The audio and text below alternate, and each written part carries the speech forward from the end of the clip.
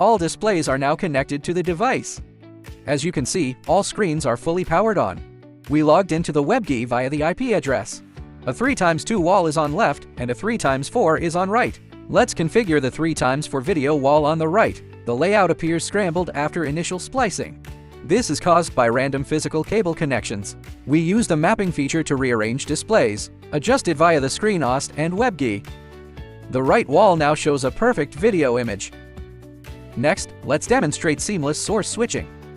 The switching is instant with no black screen. Now, let's configure the 3x2 wall on the left. Map the outputs to match actual screen positions. Let's also test seamless switching here. With both video walls successfully configured, we will demonstrate preset saving and recall. Let's manage the scene preset features. Save the current window layout into a preset slot. The system supports up to 12 custom presets. Simply select the desired preset and click Recall. Double-clicking a preset also triggers a quick switch. Next, let's enter the output resolution menu. Each HDMI output supports independent edit settings. For example, select Output 3 and switch to 4000. The resolution notice pops up on the monitor. It also supports user-defined custom resolutions. Manually enter a custom timing of 2440 by 1860. Click Apply to save this custom video timing. Apply the 2440 by 1860 resolution to output 12. The monitor successfully detects this exact timing. The GUI also supports batch output configuration. Select all outputs to batch, change them to 1080p. Now, let's view the sync copy and matrix mode. Click Apply to switch current wall to matrix mode.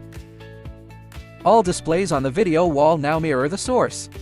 Control of the two groups is completely separated. Operating one wall will not affect other displays. Matrix commands only apply to the selected wall.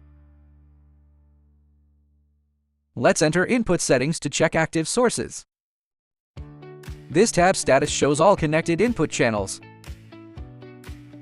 Disconnect a physical cable and click Refresh. The corresponding source icon disappears from the GUI. Reconnect the input cable to a different port. Click Refresh and the GUI auto-detects the signal. You can also customize the alias name for each input. Custom text tags greatly simplify system management. The Web GUI manages input timing configurations. This perfectly resolves source compatibility issues. Next, let's take a look at the audio settings. The processor supports audio follow video and muting. The Phoenix connectors link to external audio systems. This provides perfect synchronized audio de-embedding. Finally, in system settings, network supports static mode. Switch to static mode to manually modify the IP. Apply changes and reconnect via the new IP address.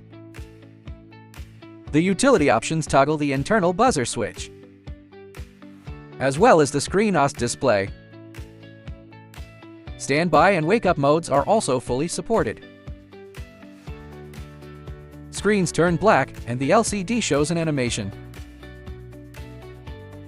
Waking it up instantly restores the display walls. For easy maintenance, password-free login is available. Enabling direct login grants instant access to the GUI. Reboot and factory reset buttons are at the bottom. A single click completely initializes the whole system. This concludes the Web GUI tutorial for the processor.